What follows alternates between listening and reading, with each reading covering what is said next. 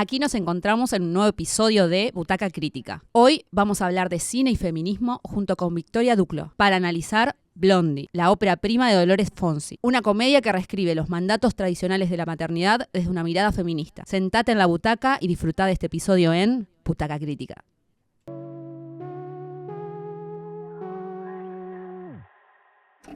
Hola, bienvenido a un nuevo capítulo de Butaca Crítica. Hoy me quedé pensando en algo y es una frase que en Blondie me gustó y la quería resaltar, y es ¿qué voy a estar pensando o qué vamos a estar pensando con Vicky Duclos, una de nuestras críticas Peliplat, en el capítulo de hoy que va a ser cine y feminismo? Hola Vicky, ¿cómo estás? Hola, Rob, ¿cómo estás? Bueno, encantada de participar, así que muchas gracias. Sí, no, yo también, parte de lo que me gusta de este ciclo es poder conversar con ustedes, y en este caso con vos, primero sobre cine, pero también como que podamos analizar cine desde el lugar que nos gusta. Y en cuanto a la temática, quería preguntarte primero, como obviamente las dos somos mujeres, pero ¿qué te convoca como para poder analizar desde un ámbito cinematográfico el feminismo? A mí me parece que en particular lo que está bueno pensar desde ese punto de vista tiene que ver con que el cine siempre en algún punto está generando un sistema de representación de las cosas que conocemos, ¿no? Y entonces desde ese lugar uno se puede preguntar todo el tiempo qué es lo que está representando el cine que estamos viendo.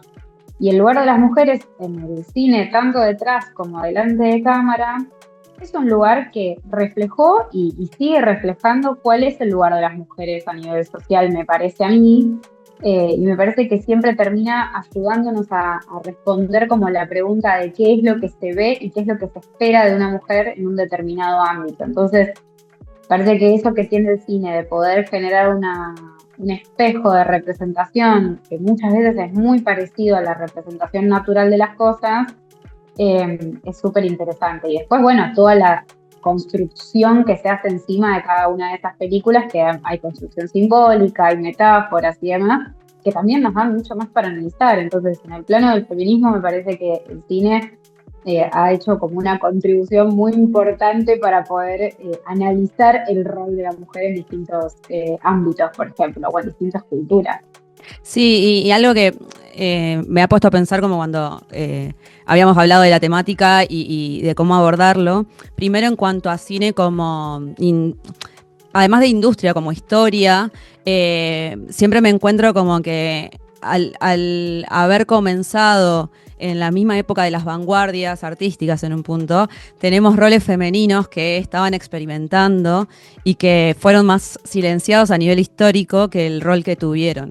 Y que después, entre posguerras y demás, y la figura de familia que se fue creando y el rol masculino y demás, empezamos a tener como una idea que el cine era más que nada de hombres quienes estaban detrás de cámara haciendo todo el rol. Entonces, sí, lo que estaba pensando es esto de que además de que se pueda analizar en cuanto a los personajes, qué roles tenemos, es como que se puede hablar desde diferentes lados. Algo que me empezó a pasar últimamente es pensar en los premios también, tanto, no sé, de actores y de actrices, con qué rol tienen digamos, cuál es la edad auge de las mujeres en cine, mainstream, cuál es la edad auge de los hombres y que se ve reflejado en los premios, por ejemplo. Y después, en cuanto a qué roles solemos tener a nivel industria. Vos, para después centrarnos más en personajes y demás. A nivel también la profesión que queremos tener. ¿Cómo vas viendo a nivel histórico si se fueron ganando lugares, perdiendo, o qué rol fuimos teniendo? Para mí hay algo clave que está muy a la par de lo que vos estabas mencionando sobre que sí podemos identificar cuándo por ahí las mujeres aparecen ejerciendo un rol distinto, que las pone en un lugar predominante o que de repente emergen esas mujeres que decís, bueno, una directora de cine o una profesional, una actriz o lo que fuese que marca como una distinción dentro de ese panorama. Pero hay otra mirada que me parece que está bueno como añadirla a eso, que tiene que ver con que también las mujeres estuvieron siempre ahí, ocupando distintos Okay. roles. Quizás no muchas, quizás no siempre, pero estuvieron ahí. Y hay un trabajo para mí interesante dentro de lo que tiene que ver con mirar hacia atrás a nivel historia como disciplina de estudio, que contempla también poder pensar qué era lo que estaban haciendo las mujeres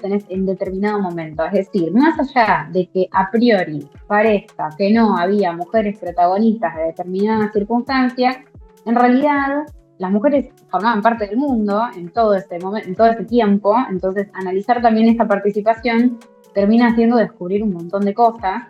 Hay un caso que a mí me parece como muy significativo, que es el caso de Blas Talá en Argentina, que es como la primera directora mujer en hacer una película sonora en Argentina, en el 60, si no me equivoco.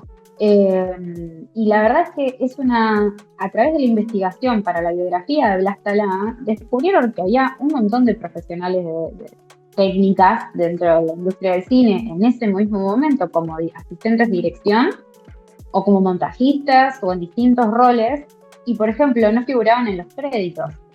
Entonces, hay como algo que me parece sumamente interesante de tener un imaginario de una industria masculinizada al 100%, cuando en realidad quizás si empezamos a afinar la mirada, nos vamos a encontrar con que en realidad había un montón de presencia femenina, pero claro, que a lo largo de la historia y a lo largo de contar la historia, no se, no se, no se trasladaron esos nombres en el lugar que deberían haberse trasladado y quedaron como si no hubieran existido.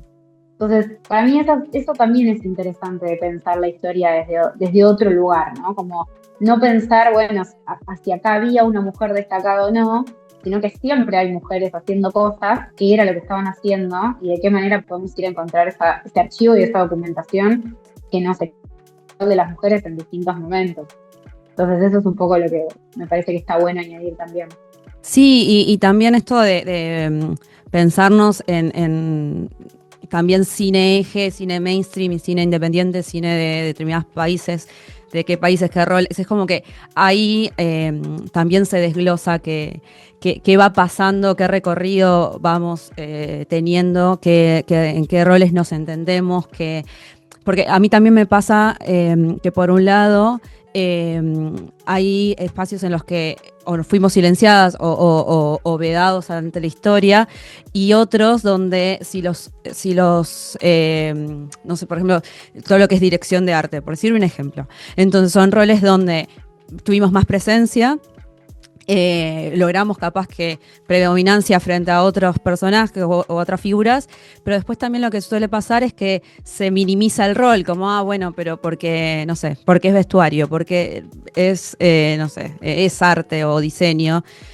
Y es como, no, tampoco, es como, bueno, son diferentes espacios, son diferentes roles, como que, o me pasa con mi carrera también, como cuando decís artes, es como, bueno, haces algo menor porque no elegí en ingeniería, no sé, pero es como, no, como son, como qué roles, qué preponderancia, qué lenguajes, que para mí va desde ese lado.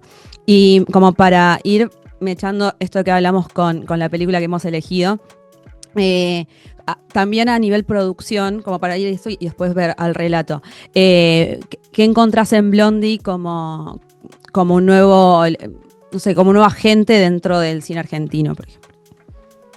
Bueno, algo que me parece re interesante de Blondie tiene que ver con que está escrita por dos mujeres en particular. Digo, me parece que enfocarse en el punto de vista de la escritura es también algo importante, y además hay equipos femeninos dentro de la realización de la película, además de personajes femeninos delante de pantalla, que ya supongo que iremos hacia allí, pero digo, la parte de la escritura me parece que es como la más importante en este caso en particular, porque no solamente Dolores Fonsi, que justo lo que vos mencionabas antes de cuál es el lugar de una actriz, en qué edad y en qué momento y de qué forma se premia a las actrices. Bueno, Dolores Fonsi es una actriz que con todo su talento, además, ha sido como, y es muy valorada por su belleza, ¿no? Es una actriz que es muy bella y que hay una cuestión cinematográfica que siempre valora la belleza en pantalla. Y bueno, verdaderamente ella ha sido muy protagonista de esa idea. Y la verdad es que lo interesante es que ella misma está en roles totalmente diferentes, o sea, un rol de autoridad como puede ser la escritura del guión o la dirección de una película, haciendo su primera película coescrita con otra mujer, con un montón de recursos, porque hay que decir que es una película con un montón de recursos disponibles a nivel económico, digo, es una película que pudo tener una forma de hacerse mucho más cómoda en el sentido de no es una película independiente hecha con 2 pesos o con lo que tenían en el bolsillo. Y eso también es interesante, ¿no? Digo, encontrarla a ella reconfigurando un montón de cosas que, si bien nunca ha sido una actriz banal, en el sentido de siempre ha sido muy comprometida con sus papeles y con su mirada sobre las cosas, en este caso cambia totalmente su rol, ¿no? Y viene a hablar de otra cosa y cuando elige ponerse en pantallas, elige ponerse a sí misma también desde otro lugar, que también es una cosa interesante, ¿no? Pensar en cómo ella se ve en pantalla a sí misma y a otras mujeres y cómo ha sido mirada en la pantalla filmada por varones, por ejemplo. Me parece que ese es un análisis también interesante sobre Dolores Fonsi. Sí, también he estado escuchando entrevistas de ella de cómo quería pensar esa dinámica de... Lo llevaba así como un colectivo de mujeres, o sea, un colectivo familiar en las entrevistas. Ni siquiera lo llevaba como un punto matriarcal. Y me gustaba eso de decir colectivos de cómo la crianza la fueron llevando entre todas y entendiéndose. Y sí que esto, que no haya como un interés romántico en la historia, que su eje o su arco narrativo no sea esto de decir, bueno, podría pasar, uno de los clásicos que me sale es de tengo mi hijo yéndose a la universidad, ya perdamos ese rol de nido de vacío, viene el nuevo interés romántico a ver que me encuentro en mi vida. Y no sucede y me parece como lindos encuentros lo que quiere hacer y planteó diferentes mujeres, de su madre y su hermana también. Sí, creo que sí, ella menciona mucho esto de la idea de la crianza colectiva. Y algo que vos mencionaste, creo que yo lo había podido hablar con Laura Paredes, que es la co-guionista, que en una de las versiones de guión había como un interés romántico, pero que a medida que iban como avanzando en el trabajo se daban cuenta que no, eso no tenía como, no calaba dentro de lo que ellas querían decir de este personaje. Y algo que también añadían, que también es súper interesante, es esto como de no construir el estereotipo de lo que estaba muy al alcance de la mano, ¿no? Está como la madre joven y que de repente es medio ella un bardo, ¿no? Es como, había como muchos lugares comunes hacia los cuales ir, y me parece que la película elige contar una madre que es relajada, que es un poco despistada, que quizás se olvida algunas cosas, pero por ejemplo algo muy interesante es que no elude sus responsabilidades, y eso me parece como súper interesante, ¿no? Porque es no construir el estereotipo de que si no sos la madre tradicional típica, que vendría a ser un poco el personaje de la hermana, que es en definitiva la que entra en crisis, porque eso es interesante, también Blondie no entra en crisis, en Totalmente, realidad. sí, sí. Es a través de la crisis de la hermana que ella se manifiesta. Sí, además de que, llevándolo un poco a lo que decías en el lugar de Dolores Fonsi como figura, como de actriz o dentro de la industria, tampoco juegan a, bueno, me afeo completamente, como si igual tampoco es necesario o innecesario, pero que también podría haber sido ese rol, como Charlize Theron es gran actriz por otras cosas, pero bueno, pero llevado a esos puntos. Y después también esta dinámica madre-hijo, que tampoco es que había un juego, y le escuchaba a ella decir, había una intención de un juego de roles a veces, pero que fueran juegos de roles temporales, no es que tampoco él era esa figura, no sé, madura frente a una madre inmadura. Y ¿qué diferencia encontrás en la historia entre esa construcción de esos personajes femeninos y la construcción de los personajes masculinos? Porque también ellos dos son, Sbaraglia y el hijo de Blondie son distintos, por ejemplo, también. ¿Cómo los encontrás en ese punto? Es re interesante eso, porque hay algo de el varón que necesita una esposa madre, que necesita una esposa que lo materne, ¿no? Que es el cuñado de ella y que es lo que le sucede con la hermana y demás. Y me parece como muy tierna esta idea de un varón criado compartiendo espacios con los personajes femeninos, ¿no? Como me parece que hay algo que sucede en el plano de la realidad, ¿no? Y que es lo que después termina trasladando el cine o reflejándolo, que es como una crianza que muchas veces está muy dividida, ¿no? Como el varón se cría con varones, o sea, está la madre, está la figura materna, pero no hay una cosa del compartir, y las mujeres con las mujeres porque se enseñan cosas de mujeres o se enseñan cosas de varones. Y en este caso me parece que un poco lo que la película rompe es esta cosa medio homogénea que genera entre los personajes, ¿no? Digo, hacen una fiesta y la invitan a la abuela, y uno podría empezar a pensar, bueno, pero es una fiesta de jóvenes, ¿por qué la invitan a la tía y a la abuela? Bueno, porque se divierten y porque comparten momentos juntos, y eso está como más allá de los estereotipos. Entonces, me parece que esto de la idea de crianza colectiva es lo que habilita todos esos espacios. Es entender que este chico, más que un varón, es una persona, ¿no? Y ahí es donde rompe un poco esta cosa como de los géneros tan estrictamente delineados, que sí están delineados en el otro personaje, ¿no? Es como una especie de viejo varón tradicional y un nuevo varón un poco más fluido en términos de sus posibilidades de relacionarse con las mujeres. Perdón que agrego una cosa más, pero Sí. se me viene a la mente ahora, que tiene que ver con, es muy loco como después de Blondie no hay otras películas que yo haya visto muy masivas que trabajen con esta idea del varón emparejado a la mujer, ya sea quien sea, madre, hermana, tía, abuela. Y de hecho se está trabajando mucho más la idea contraria, ¿no? La idea del varón incel, la idea del varón que no puede relacionarse con las mujeres, la idea del varón que tiene un resentimiento y qué hacemos con ese problema, ¿no? Como socialmente, ¿qué es lo que vamos a hacer con eso? Entonces, fíjate qué distinta que es Blondie en ese sentido. Sí, además de esto de que no es un educar al varón, es como convivo con varón. Eh, y porque lo llevaba, tiene muchas referencias a Coming of Age o determinada peli indie estadounidense, tiene esos colores, tiene un poco de fotografía desde ese lado, pero igual como que lo siento como una temática bastante argentina dentro de esos géneros, como que hay puntos muchos más argentinos, hasta en los conflictos, porque más allá de que está aplicando para la beca y demás, no se piensa la beca del mismo modo para, no sé, Latinoamérica, que las universidades estadounidenses, y además nuestro sistema también educativo, en particular en Argentina.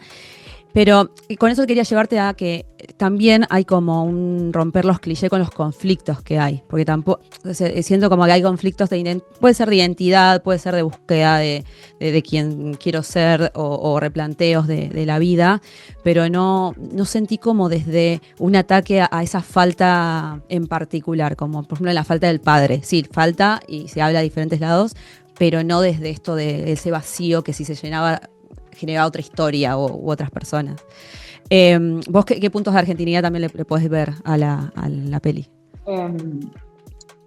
Primero que nada, igual me quedo un segundito con esto del conflicto porque es algo que a mí me fascina de Blondie, que tiene que ver con que no es un conflicto planteado a partir de la contraposición, sino que es un conflicto planteado desde el cariño de los personajes, ¿no? Esta cosa como de que los personajes se quieren y en el quererse se ocultan cosas y cuando se ocultan cosas se hieren, pero no es como una lucha típica de dos personajes por un mismo objetivo compitiendo, ¿no? O una lucha de los personajes por imponerse. Entonces me parece que eso ya es como una nota como súper distintiva.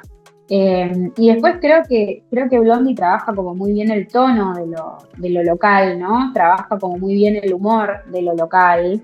No busca, más allá de alguna reminiscencia estética, no busca parecerse a nivel cultural a otras películas o a otros territorios u otras culturas. Y hay algo que muchas veces sucede, sobre todo con el mainstream, y por eso esta película y un poco lo que hace esta misma productora con otras películas es bastante una excepción, es que muchas veces el mainstream tiende a homogeneizar todo, ¿no? Como que todo se vea igual y que dé lo mismo.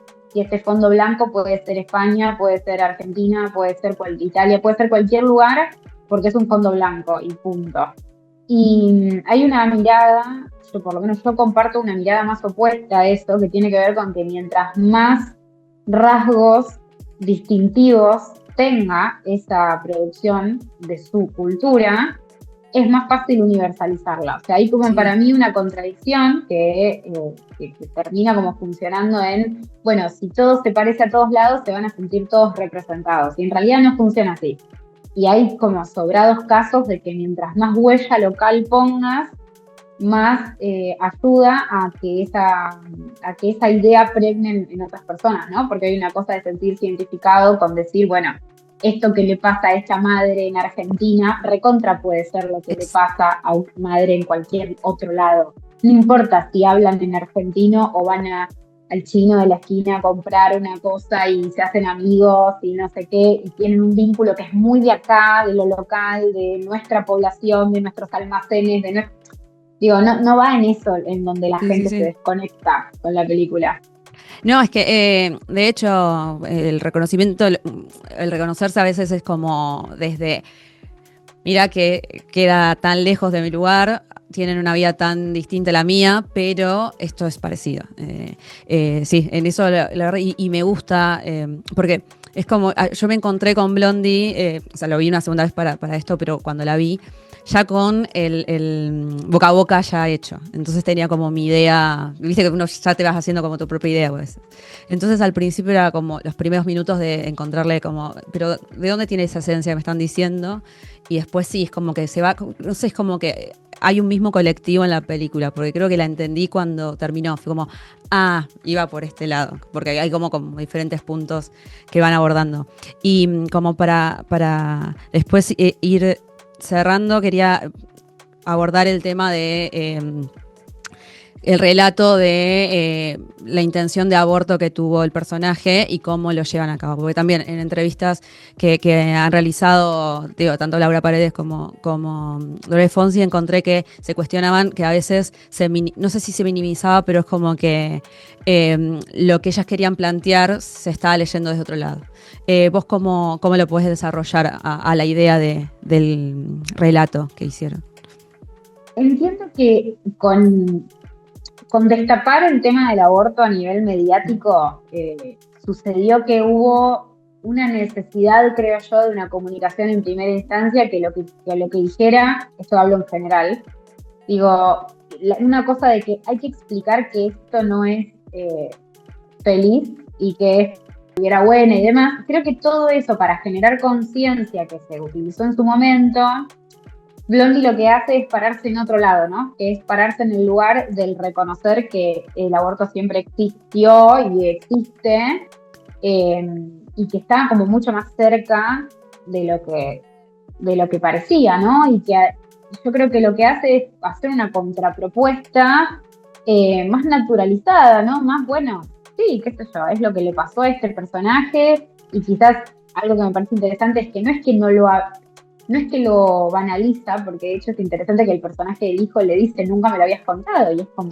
sí, no te voy a contar esto, pero cuando llegue el momento de contártelo, te lo puedo contar de una forma más natural, y esa naturalidad tiene que ver con la poca condena que se hacen los personajes entre sí, ¿no? Digo, siempre es más traumático hablar de algo, o inclusive ya hablando de la ficción, ¿no? Siempre es más traumático pensar en que ese diálogo se dé dentro del marco de una familia súper conservadora, o donde es una deshonra, que claramente en esta familia no iba a ser de esa manera. Entonces, me parece que hay que tomarse la liviandad con la que lo hablan los personajes, justamente teniendo en cuenta que en un círculo de confianza, donde no se va a juzgar al otro, se pueden hablar de formas mucho más naturales porque es algo que pasa todo el tiempo y que nos rodea en este momento con la legalidad, es distinta la conversación, pero en ese momento era tabú por una cuestión de que no sabías qué era lo que iba a pensar el otro de vos, pero no significaba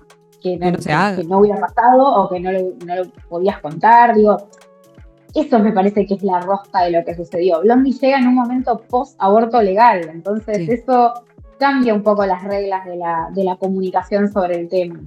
Quizás a Sí, algunas personas les impactó que lo hablen tan liviano, pero a mí me parece que era súper coherente con la película. sí, además de encontrarlo no desde un lugar de que el cine muestra, no sé, es como el juez de la moralidad y te voy a poner un relato para hablarte tanto a favor como en contra desde un punto moral y no, también es algo Tal cotidiano y cual. entenderlo como cotidiano. Sí, por eso lo quería plantear desde ese lado, como por el mismo tono. Y bueno, ya también como para ir llevando el mismo relato de Blondie a la temática en particular y finalizando, quería preguntarte eso también a nuestro rol más de comunicación. ¿Cómo te encontrás como comunicadora de cine, como periodista cinematográfica, dentro de este universo? ¿Qué roles sentís que podés pisar fuerte? ¿Cuáles todavía no estamos llegando? Y cómo se construye un relato cinematográfico y una historia cinematográfica desde una mirada más feminista. Bueno, a ver, es interesante porque, a ver, cuando uno trabaja hace mucho con una idea, en esto que tiene que ver con el feminismo, para mí, en los últimos 10 años pasamos por tres estadios totalmente distintos, ¿no? Uno era el estadio más normal, que ya estábamos acostumbradas, a las que hablamos de esto hace 10 años, 15 años, o Sí. más, porque por la edad que tengo, pero en realidad desde hace muchísimo más tiempo, que era el lugar de eh, cuestionado, el lugar de la pesada, el lugar de, bueno, nada, como un lugar complicado hablar de género, ¿no? Era como una mirada muy estereotipada del odio al varón, ¿no? Eso era en su momento. Sí, Y después lo que del pasó, robarle espacio, ¿viste? De competir espacio. total. Sí, sí, y una mirada muy misógina sobre la escritura femenina y demás. Eso pasó y después hubo un momento en el que, bueno, estuvo muy de moda ser feminista y ahí fue como medio un florecimiento en el cual muchas personas también se animaron a escuchar y a ver y a leer a críticas o a periodistas, mujeres. Y lo que hay hoy es como una vuelta a ese resentimiento. Entonces, no solamente comunicar siendo mujer es hoy una circunstancia que vuelve otra vez a su mismo lugar de hostilidad, sino que además hablar sobre feminismo es como volver a traer el cupo que hace un par de años parece que no sé, que parece que dominamos el mundo y volvimos todo mistándrico y yo ni me enteré, ¿no? Digo, parece que hubiéramos hecho muchas maldades contra los varones, Sí, una venganza, no sé. sí, que es Yo eso. no lo viví eso. No, es responsabilizarnos de circunstancias que tampoco son parte de lo que Sí. nosotros hicimos. O sea, iban a Pero bueno, suceder igual es y le que pusieron un responsable que nada que ver. Pero es que tiene que ver con hablar de lo incómodo y de lo que no es mainstream. A ver, es mucho más fácil, es muchísimo más fácil ser un varón que habla de Marvel. Es Ujú. muchísimo más fácil que ser una mujer que habla de cine argentino, como en mi caso, o de cine feminista. Entonces, digo, nos toca estar como siempre en este lugar que es incómodo, que es un lugar que nos ubicamos en este sitio para poder cuestionar algunas cosas Sí, porque para simplemente hacer un seguimiento de lo que está sucediendo a nivel cultura pop, bueno, ya hay un montón. Entonces, nada, me parece que sí, es un lugar que no hay que abandonar, porque también lo que empieza a pasar es que muchas que también se habían súper entusiasmado con pensar que podían dar su voz en esta discusión, ahora están viniendo, ven venir la ola para el otro lado y se asustan y dejan de hacer lo que hacen porque, bueno, nada, saben que lo que viene no está por y tan bueno, pero para mí es como el momento de quedarse. Pero bueno, sí, es como un momento muy complicado para mí. sí, no, obvio, y también es como que está muy estigmatizado con cosas que no van ni a la esencia de lo que queremos nosotras transmitir.